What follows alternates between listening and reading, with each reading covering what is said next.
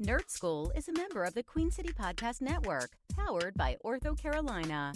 Now offering video visits, so you can take control of your orthopedic care from the comfort of your home.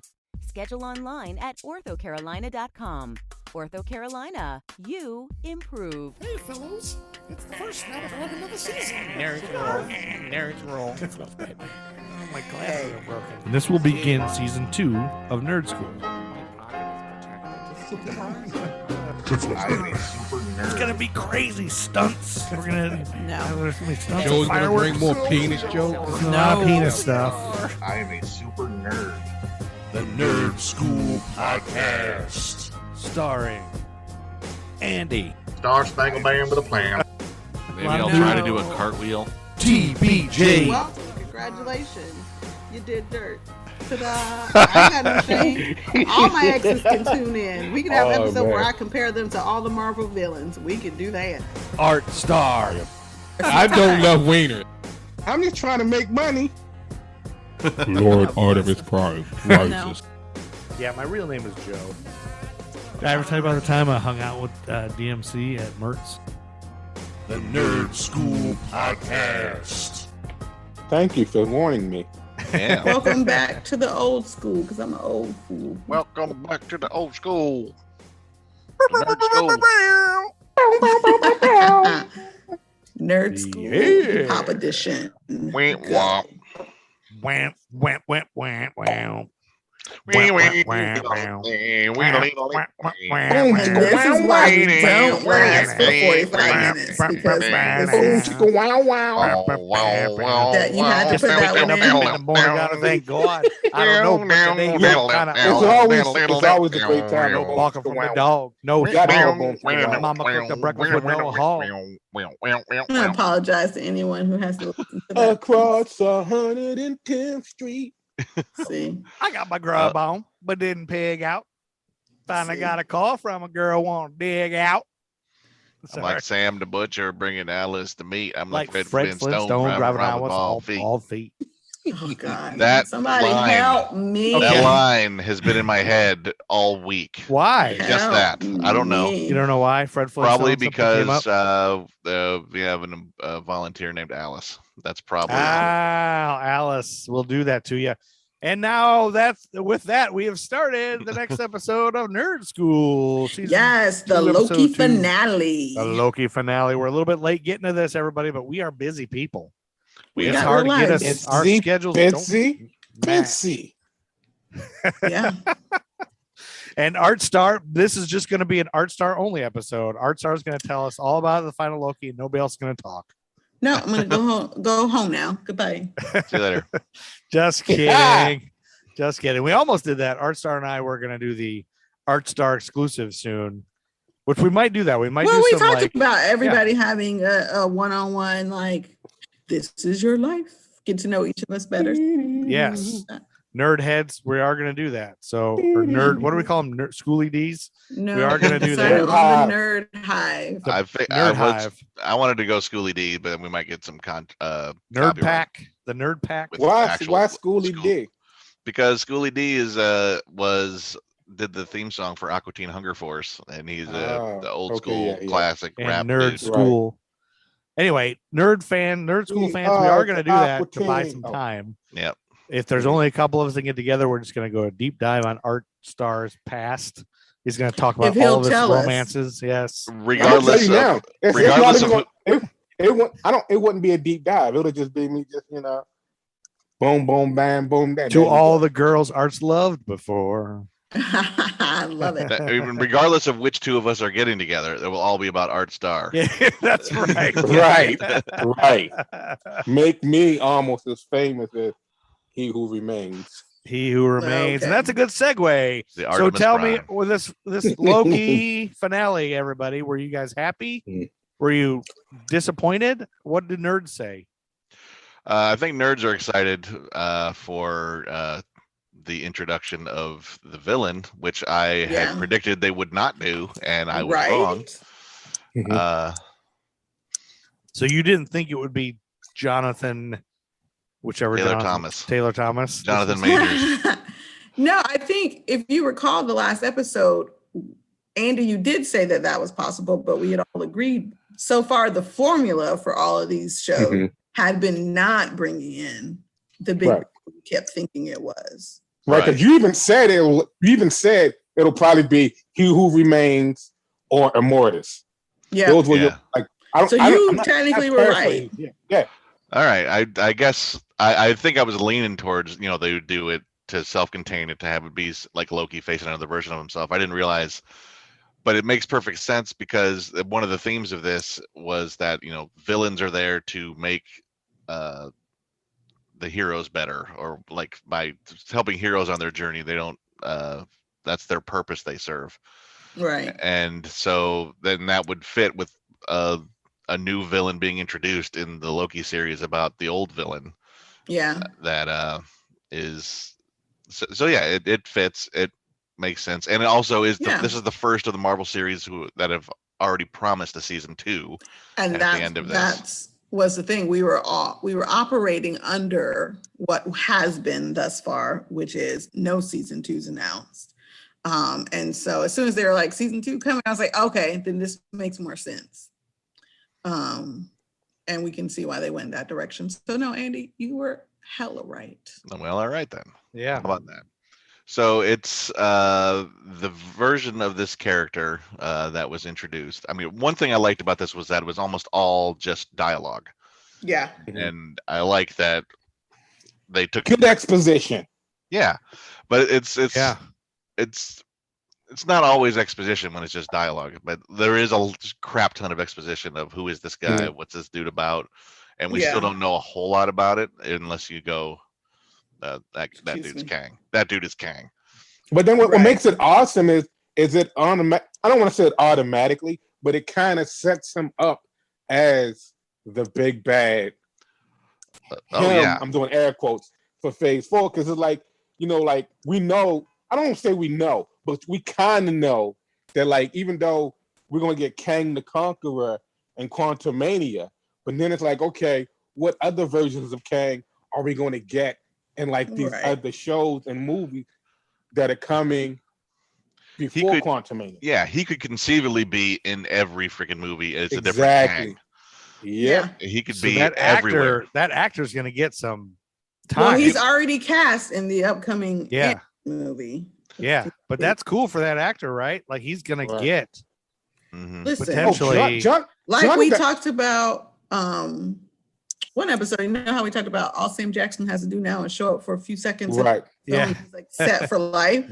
I feel like if he opts to do so, he's gonna have the same setup. Yeah, and he's good. He was really good. I thought that guy was great. I don't know him, and I don't know what he's supposed to do, of course, but I thought he was cool, and he was really good, like real good, kind of creepy. I mean, he really came off crazy.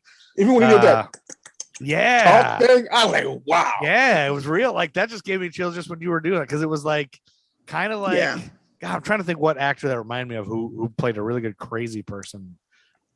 Something I don't know. Like Kevin Spacey used to always be real creepy to me, like real crazy seeming. Turn out he actually is.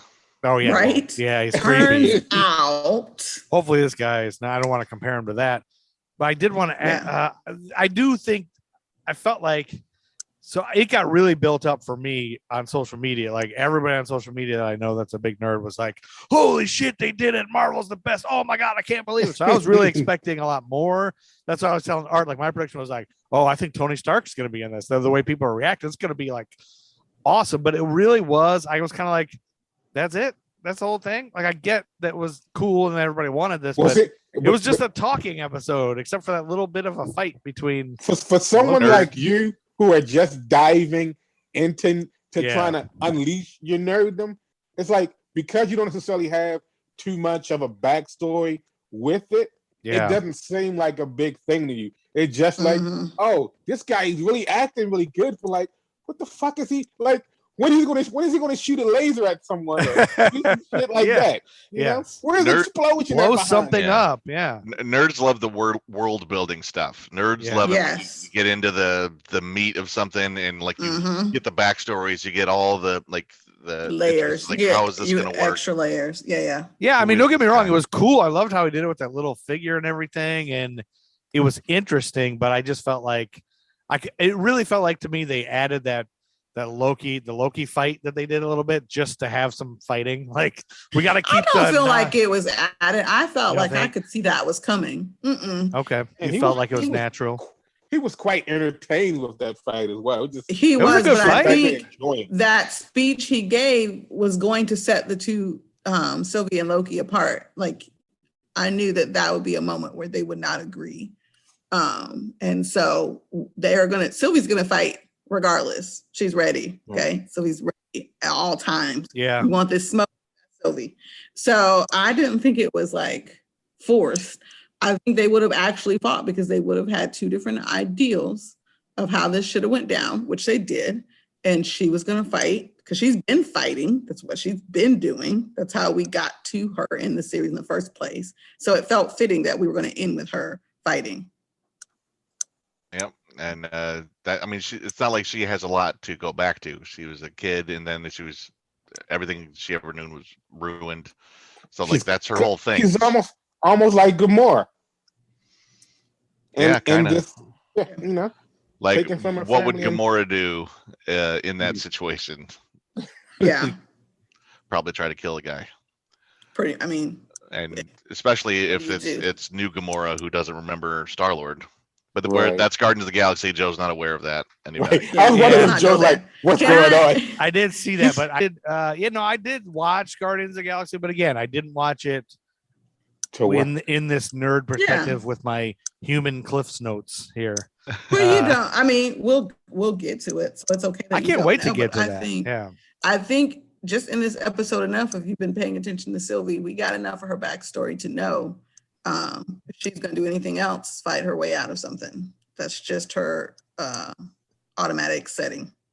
And she's great. I think that the casting is so good on this. Like everybody is really good. I think I like all of the TVA agents too. Like the D90 and D90's cool. Like they're all really good actors too. Like Marvel does it again. Like there's never one like, oh well, that person sucked. Like there's never one. I can't believe it. Right. You think of a shitty Marvel actor, Andy?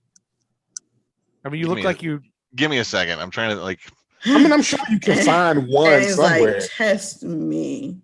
Can I just tell you the creepiest character of this episode was not the bad guy, quote unquote, for me.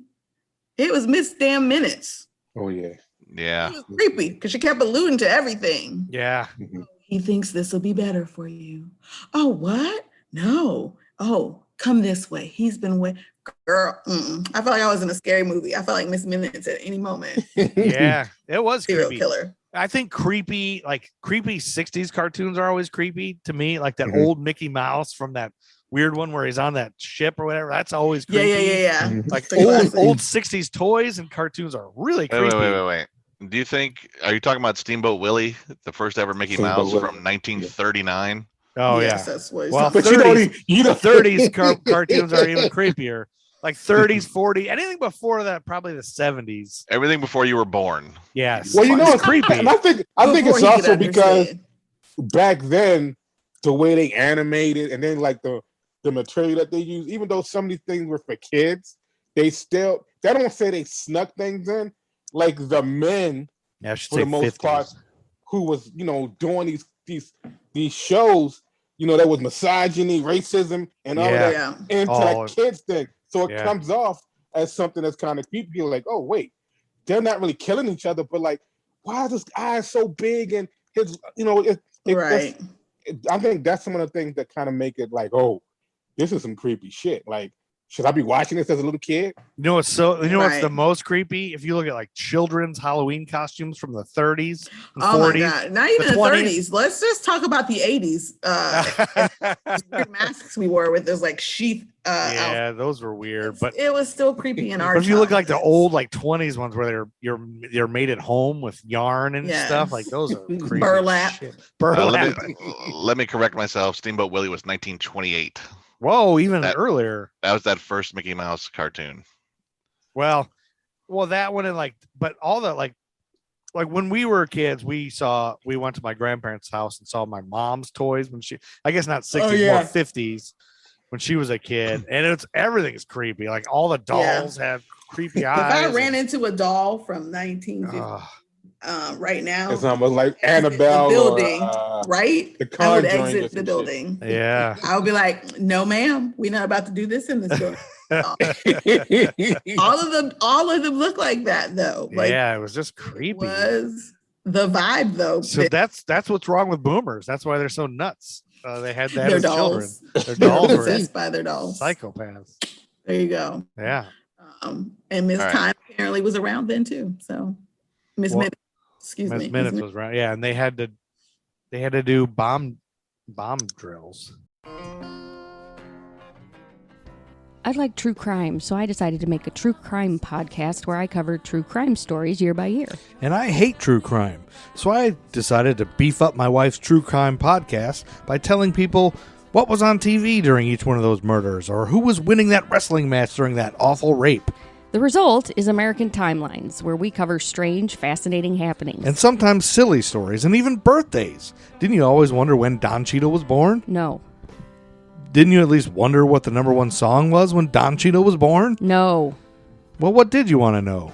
Just about murder. Sweet, sweet, grisly murder. Well, sometimes you talk about UFOs or ghost stories, too. Yes, those are cool, too. And who hasn't wondered what episode of 227 was on during a haunting? Everyone. Download and subscribe to American Timelines by History for Jerks. You can hear it on Apple Podcasts, Stitcher, wherever you get your podcasts. It's better than it sounds. It really is. American Timelines by History for Jerks, the greatest podcast ever.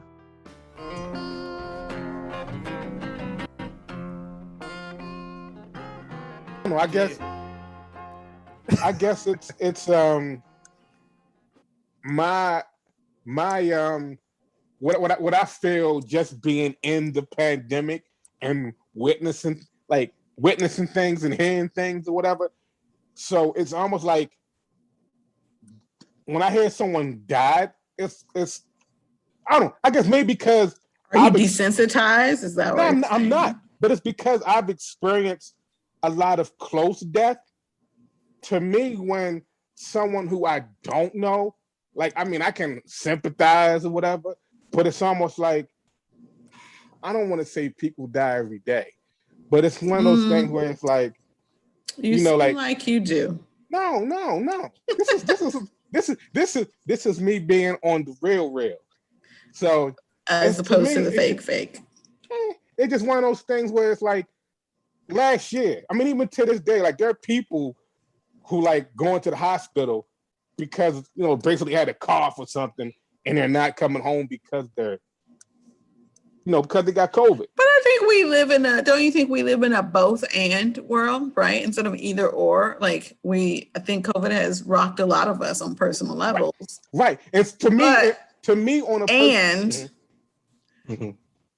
sometimes when celebrities or people that are a part of our childhood and our existence pass, it's a reminder to us that life keeps happening and time is short. And these were important to us at points in our childhood or teenage years. So I don't think we grieve the same, but it affect you in some way because it was a part of who you were. Right. We can't pretend like it wasn't.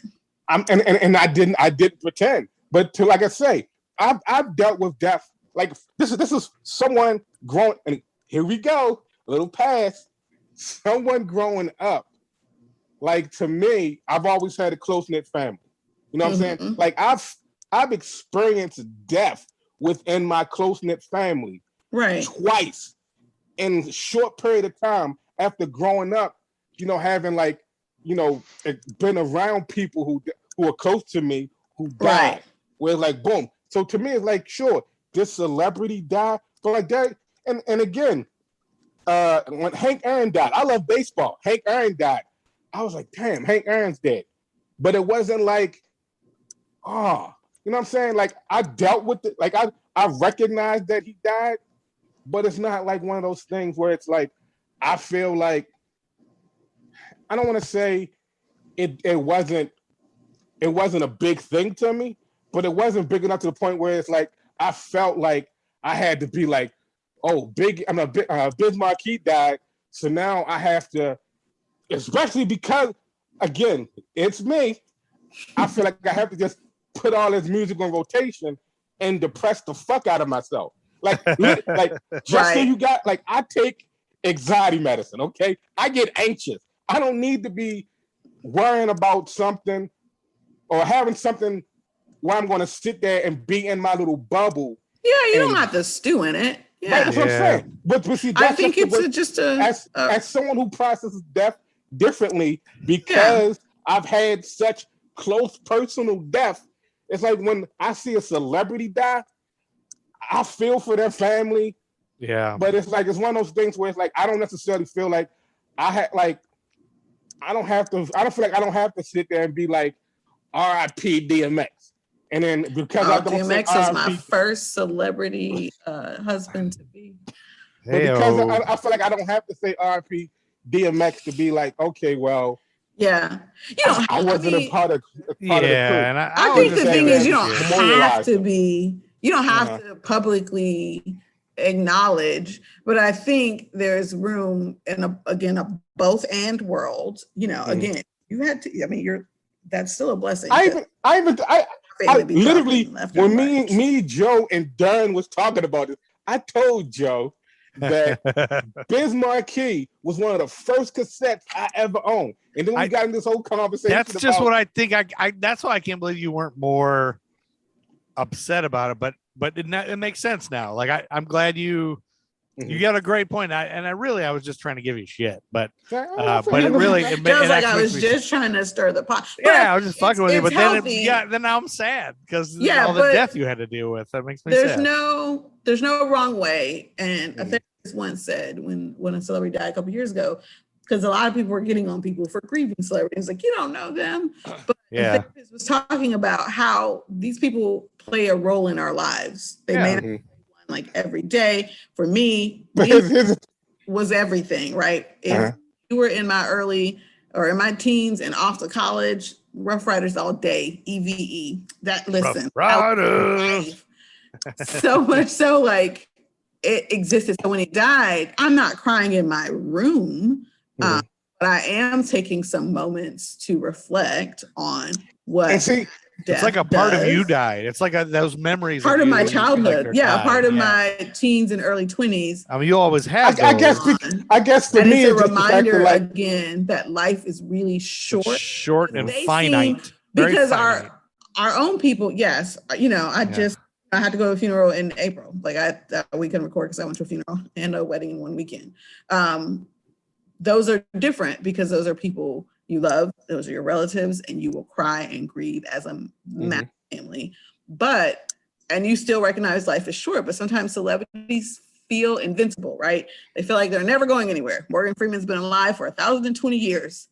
And so when a celebrity passes, it's like, oh, wait, heck, life is short. Oh, wait, that was a part of my youth or 20s or, you know, back then, and that part essentially of my life is gone. And it's just a moment to grieve that. You don't have to wallow. You don't have to put anything on your social medias, but you can recognize. But now we know there's always another timeline, so no reason to get upset. Biz Markie's in another timeline. There's another timeline. So speaking of that, if you want to, speaking of just the whole they're gone kind of thing, but some of these celebrities like Biz Markie, DMX, they, doing air quotes, left a record of themselves that'll continue to not even carry on. Like go on people forever. Like Sam Cooke's music is amazing. Sam Cooke died a long time, but you still can listen to Sam Cooke and get some kind of feeling. Like music lives forever. His death was a tragedy too, man. That was crazy. 10 years from now, I may be doing something. It's not his landlord. A friend named landlady. Kim. No. The lady who was managing the hotel. Yeah, that's not a landlady.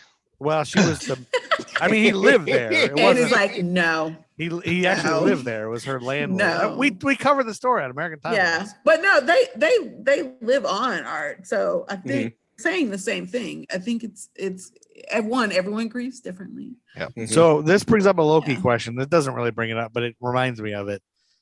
And I saw a quick headline. I didn't read it because I thought I'd just ask you guys. That moment when Loki goes back, that Tom Hiddleston Loki, when he goes back to that library or whatever, and Owen Wilson. Not Mobius. I keep wanting to say Owen Hart. Owen When the Hart. Blue Blazer, when Owen Wilson when Mobius doesn't recognize him or know who he is, and that the headline of the thing was like, this article explains why Mobius didn't recognize him. So I didn't think anything other than except that it was just a different timeline. But is there more to that you guys know that nerds are talking about?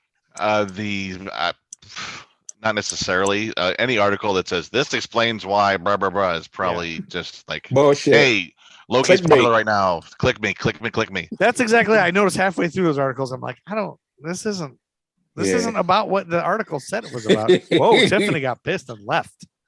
She got pissed at us for talking about Loki and not DMX. I would just like to note that the first celebrity death that really hit me hard was Boss Hogg. Really? Sorrel Book? Yeah, I was at Miles Pizza in Bowling Green, and that happened, and I was like, oh my god, Boss Hogg died? That's not allowed. Just Dukes of Hazzard in general. So that's why I carried around his obituary in my wallet for a while. And then I did the same when Uncle Jesse died.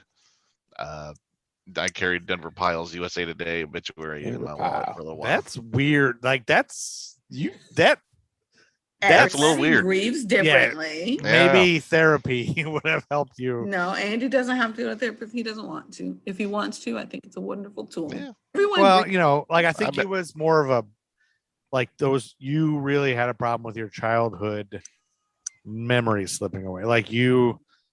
Oh, sure. Reverting back. A lot of what nerddom is often is getting locked into like the stuff you liked as a kid.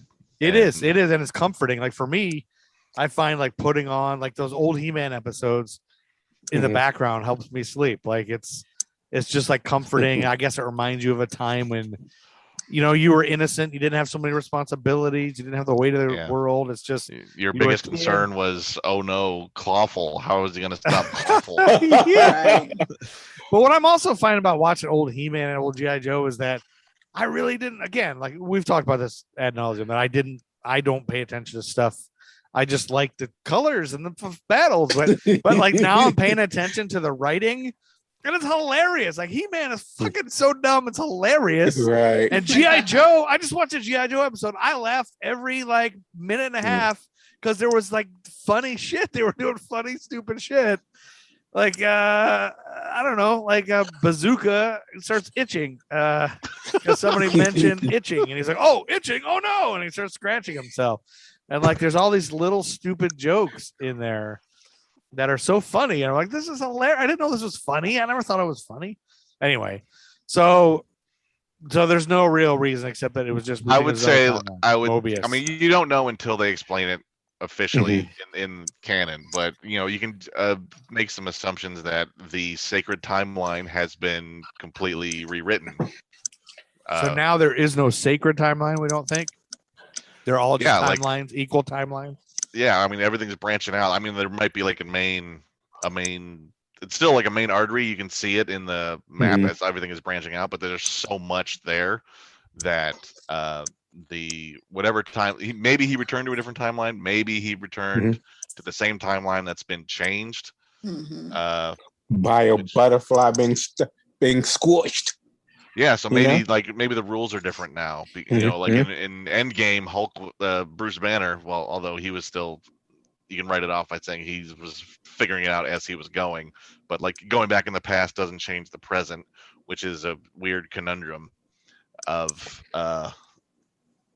how is that going to work with everything that happened in Endgame. Anyway, back to Loki. Did you guys like it? Did you guys love it? Yeah. Are you excited about season 2? Isn't that the big thing? Everybody's excited about season 2. Yeah, I'm looking forward to where they're going to take it. Do you guys want a little history about this guy who has been introduced Kang Yeah. or the He Who Remains or a version of Kang. Throw it at us, Andy. If we are to assume that Jonathan Majors is going to play Kang, as has been announced, the fact that he shows up Did at you He say Who if we Remains. ask? You say if he's going to be playing Kang? Yeah, I mean they could pull fast ones or whatever. They could sneak some shit in, but He Who Remains, which was his name in here, was not technically a version of Kang in the comics. He was just like there was a TVA storyline where he was like the last one at the end of time. But making him a version of Kang is cool. But the original that click was me. He first appeared in Fantastic Four number 19 in 1963, Stan Lee and Jack Kirby as the Pharaoh Rama Tut. He was a supervillain who had traveled back in time to conquer ancient Egypt. Like the standard thing, what if a future guy goes back in time and becomes a god in the olden times? And he was not established as being a version of Kang until 1975. They sort of like, he was just the Fantastic Four villain that like they had to deal with, like, oh, we're back in time, this guy shouldn't be here, we should fix him. But he was established like in 1975. They did this story where like, no, you know what, who this guy is? He's actually a version of Kang the Conqueror, who was introduced in 1964 in the Avengers number 8 by Stan Lee and Jack Kirby. They decided to connect the two characters, and there's many more versions of Kang. Like he's been in Mortis, he's been the Scarlet Centurion, he's been notable aliases Kang and the Conglomerator. He's been a young Avenger named Iron Lad. He's like a future version of Iron Man. Now is that because he basically time travels all through these comics? He's always a time traveler. Yeah, because that's my big thing. Is like why so many versions of one character when there's so many other villains that are just their own character? Because his whole deal is that he travels through time, fucking with shit, making things. And in the weirder. comics, there's a Prime Kang. Like I actually just started reading the Avengers one where he shows up and he's setting up, I guess, other Kangs to die so he can be, I guess, supreme ruler. Yeah, the only Kang. And that's basically what He Who Remains seems to have been in this series. He was the last of the Kangs. He eliminated all the other Kangs and he was the only one left. And he was making sure no other Kangs would show up by forming the TVA, pruning all the timelines, doing all sorts of crap. But the other thing that nerds talk about Kang the Conqueror is that he's supposed to be a descendant of Reed Richards, Mr. Fantastic.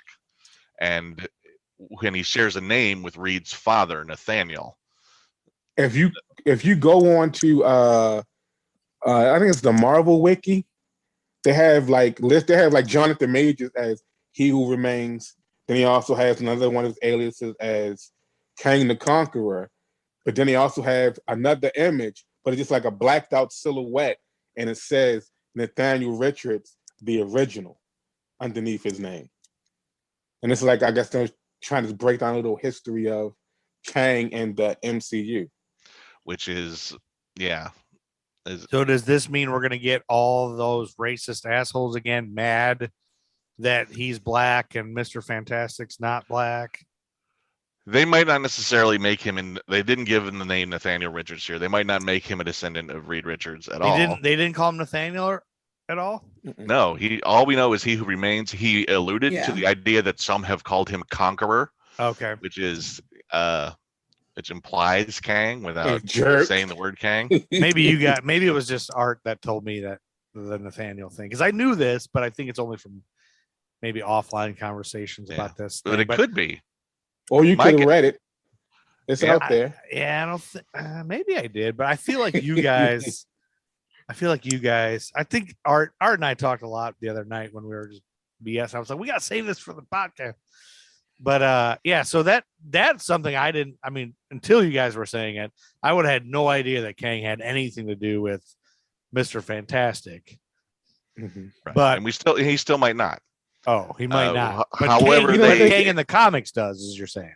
Yeah, I can't imagine them not. I can't imagine them introducing, like when they introduce the Fantastic Four, I can't imagine Kang and like you even said something about Kang and Doom, I guess, on the previous episode. And like I can't imagine them not having anything to do with. I was gonna say X-Men.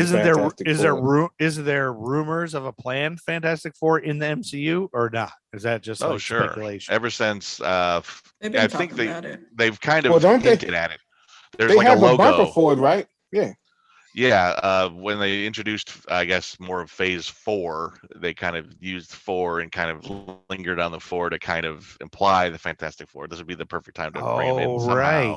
Yeah, so they might be, but there's no is there there's no leaks? casting, there's no leaks there's of no official announcement. It's probably like a Phase 5 thing.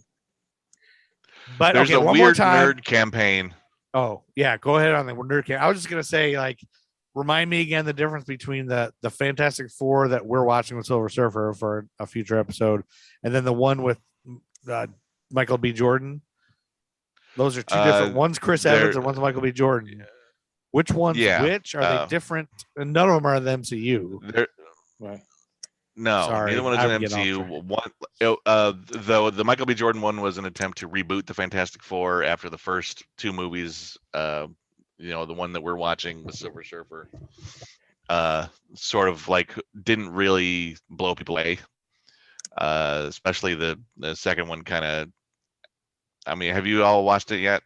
I watched. Yeah, I did. It feels campy. I haven't rewatched it yet. But... we'll get into it. But it little feels campy, and that version of Galactus was not particularly well received, and so they let it go for a few years, and then they tried to they reboot it as a dark, edgy body horror movie with Michael B. Jordan as Human Torch, and The Thing is a Rocky Nightmare, and it's I never saw that Fantastic Four should be more campy. It should be campy. It should be more campy than it should be dark horror. It's according to Fantastic Four is big, bright, shiny optimism. Superhero. I mean, you could tell dark stories with them, but that's not where they excel. It's. Do you agree with that, Artstar? I do agree. I concur. Okay, good. I just feel like sometimes Artstar doesn't get to say this. Can I say this?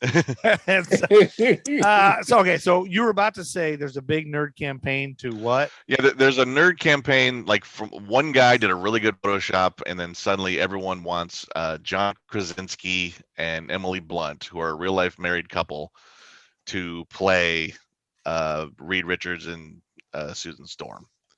And there's a lot of nerds really who keep talking about that as if it's real and trying to get Marvel to do that to make that. Some of them will probably be super disappointed if it doesn't happen.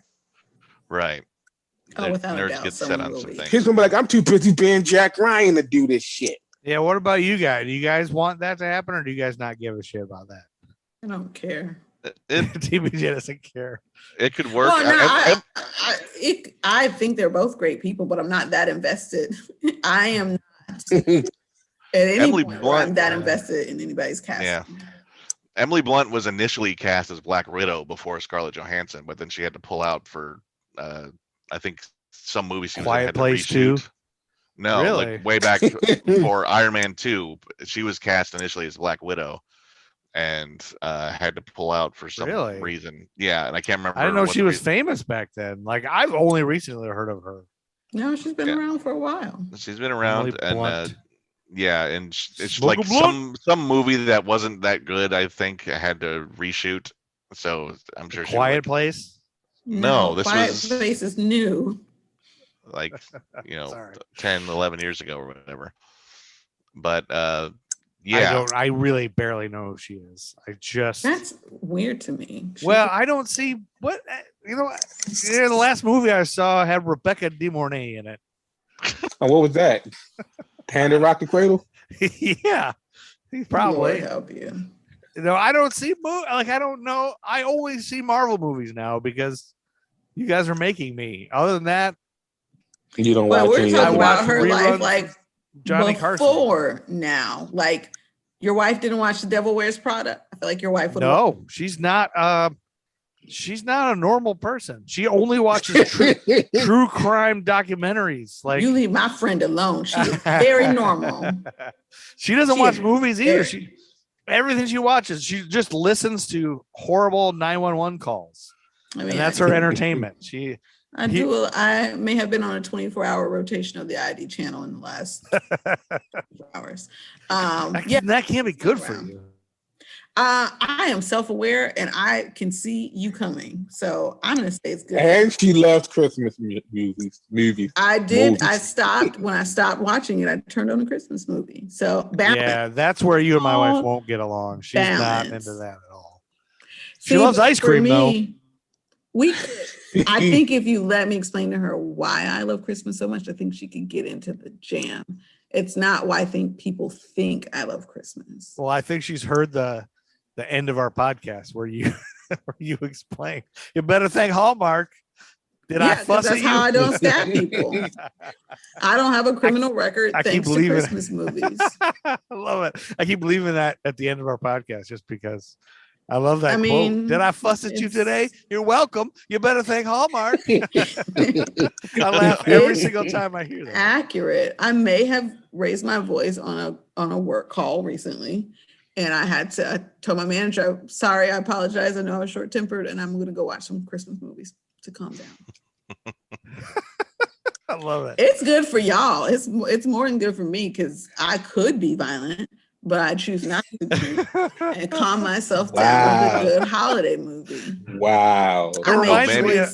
Maybe all Loki needs is a Christmas movie. Right? I feel like aliens. Sylvie needs the Christmas movie more. That's true. I feel like if aliens come down, they're gonna and try to abduct Tiffany. They'll just play Christmas movies to calm her down. Like, they certainly show that one of those movies where aliens just show pictures of dogs to people to calm them down. Like, we know that you people like dogs for some reason. Here you go. Like, they'll show. But my fight or flight instinct, if my kids are in danger, will kick in. So you can't override that with a holiday movie. Like, that's the one time the violence will probably be there, no matter what you try and curve my attention with. Yeah. Well, we got about 9 minutes. Andy, you explained the backstory. Do you have more on your explanation to do? Or are you frozen? Is Andy frozen? I think he's frozen. He looks frozen. Oh, there he goes. Andy's unfrozen. Do you have any more exposition to do, Andy, or did you cover most of it? Well, I wanted to give the basics and just see how Kang messing with timeline is so nuts that even his own creation in the comics wasn't officially established until they decided to make another whole other character into also being him in 1975. So that's just how confusing and crazy time travel is. So I'm very curious to see how they really, because they're diving hardcore into time travel stories, which are the biggest headaches in sci-fi. Well, so how they're going to sort this out, and how they're going to maintain internal logic, because it's already not consistent, but we don't know everything yet. Right. And maybe we won't ever know anything. Like, we know Tony Stark cracked the code. We know that you can push time through someone and turn Ant-Man into a baby. We know going back in time not necessarily changes the present, but then the Infinity Stones had a real role in keeping the timeline, or at least the Ancient One thinks that. The Sorcerer Supreme thinks that the Infinity Stones are what keeps the timeline from branching off, and it turns out the Infinity Stones are just paperweights for the TVA, who's really doing that. So what happens when Doctor Strange in his movie finds out everything the Ancient One taught him is, this is not how everything works? or is it? Yeah, Or I did feel like that's a little bit of a slap in the face that the whole previous MCU thing was all those Infinity Stones. Now they're just sitting in a drawer. Not a slap, I think. I think it leaves room for more to explore. I mean, But then Okay. it also, phases. even in comics, there's always something that's more powerful than the next thing. So while the Sure. Infinity Stones are big, there's always like some other thing you have, like cosmic cube type stuff. So there's always other things that'll be like, okay, well, while this is powerful, this is also kind of powerful. You know, we have like the 10 rings about to come up. Oh So yeah. it's like it's always some other shit that's going Yeah. on where it's like it kind of, it doesn't downplay the thing before, but it also Yeah. shows you that like there are it's the series Kung Fu, and this Kung Fu series that they just rebooted. There's like 8 weapons, and then there's like this lineage of warrior who can wield all 8 weapons and do this, whatever. But it's like it's one of those things where like there's always another weapon that outweighs the other weapon. There's always a makes new the other MacGuffin. weapon- Yeah, Always new another MacGuffin. weapon. Yeah. So it's not a slap in the face to anything else. It's just an evolution. Okay. And then if you think about it, one of those Infinity Stones on the desk of Casey of the TVA might have Black Widow's soul in it, or Gamora's soul Wow. in it. Right. Although technically, I think those would be the stones that got destroyed, but maybe not. Who knows? Okay, Yeah. and what's the next Marvel show that's What gonna if? be on? Oh, that's the other thing I wanted to mention is that the whole branching timeline thing. I thought the What If animated series, which was just going to be a bunch of standalone episodes of other alternate timelines, me was too. just going to be like, here's other cool stuff that might happen. But now all these things could be canon, could be in the MCU because, like, officially, because now timelines have exploded and there's all sorts of alternate realities. So now anything What- can be. That's what I was So gonna maybe say. all of these what if stories that we're about to see in the next series that starts August 11th. Does this open it up to I don't know what to say, retroactively add everything else that's been done into canon? Like you can take all the X-Men shit and now make that real and have Hugh Jackman and all this stuff. That could be. They I can mean, do whatever there they was want. even I'm gonna even give you even guys a some 5-minute warning. Even Bill even Bixby. some that's why I'm trying to get in. I'm trying to get in. Get it in, Yeah. Art Star. Oh, let me in the door. Go Art. So you should clip that. But like, just like how like a lot of these, Netflix characters are going to be like having small bits and pieces of some of these MCU shows. Like Charlie Cox is going to show up as Matt Murdock rather, and like he's from Marvel's Netflix series, which they kind of pushed out of canon. So like you have like some of these other characters who have been in other Marvel properties who will probably start to trickle into other Andrew Garfield and Tobey Maguire. Yeah. They're not a part of the MCU, but they're going to be brought into it, from Far From Home. It's No Way Home. Because they can now. You don't think that Andy Garfield and Tobey Maguire are in this movie, Andy? Tobey Maguire maybe, but I've heard Andrew Garfield saying stuff like, "I never got a call," but that could also be, it could be a red herring. A psych You can't out. see me. Right. Psych out. Could be a Or it could be a Mephisto. Could be Could be a throwing a fish. Mephisto. Lord help y'all. Could be a flying fish. So we want to do everyone's final thumbs up, thumbs down the series. Sure, that's smart to do. I'm straight I'm looking thumbs at the up. time. Thumbs up Straight for Art thumbs Star. up. Straight thumbs up, no cricket. I enjoyed it. I liked it. I'm looking forward to season 2. Me too. Yeah, I like that. I it need to opens know up a where lot. what is it, Ravonna? I need to know where she went. Ravonna Renslayer. Yeah, that's a big thing because she's a big in Where the Kang. hell did she go? It's Right? a big deal. Especially when Miss Menace was like, he thinks this would be better. Girl, where you sent her to? So thumbs up, can't wait. Yeah, this I didn't like that last episode because it was kind of boring for me, but those first few It's episodes, okay. like when the apocalypse and everything was going on, they're running through. That was so well shot. Like I want to go watch that again. I think just because that was so Shit. action packed, like them just Yeah. running. It felt like a video game, but also like a movie and like a TV show all wrapped in one. And that was exciting. I want to watch that again. It was so cool, so well done. And like I Awesome. said, Art Star fell in love with Thomas Hiddleston Hiddles. Oh yeah, Higglesbottom. His man crush. Not Yeah. Higglesbottom. And I Thomas said, Higglesbottom. Yes. Mrs. I am a Higglesworth. Hiddleston stan. And with that, You're standing. we better end this because we got two. Did Andy give his? Andy said he liked it. Oh, Yeah, I liked it. I like that it opened up a whole lot of possibilities, and I like that it leaned hard on sci-fi nerd stuff, as like the Falcon Winter Soldier kind of was very mainstream, and WandaVision was weird. Yeah, this was like more of the hard sci-fi kind of stuff, but also with a lot of it's like Doctor Who or something. Loki flair. Hey, Doctor Who was awesome. Yeah, I love the time travel shit. I'm really into it. I'm gonna go back and watch all of Doctor Who. Go watch it. All of it. All of it. I haven't watched the last From 1962. Let him watch all of it. Yes, all of it. I tried to do that. I tried to start Doctor Who from the beginning. There was old episodes on Hulu. I started doing that. I've not done And I couldn't even get through them all to the second Doctor. Who's your favorite Doctor? That's all I've ever seen is the first one. Oh, I think I might have been doing it wrong. I was watching videos by The Who, Eminence Front.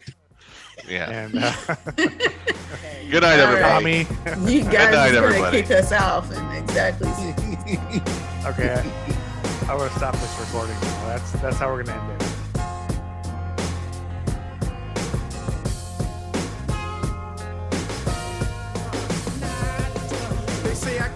About the president no more, but evidently they don't see we in the street still poor, still more incarceration of my kinsmen by the prisons, and people thinking this election to end in racism. Proud over pessimism, glad to see Obama, but don't expect me not to speak out when I still see problems. The Nerd School Podcast. Nerd School is a member of the Queen City Podcast Network, powered by Ortho Carolina. Now offering video visits so you can take control of your orthopedic care from the comfort of your home. Schedule online at orthocarolina.com. Ortho Carolina, you improved. Listen, people can make fun of me for my holiday movies all we want to, but I'm like, are you alive? Did I fuss at you today? Did I yell about anything?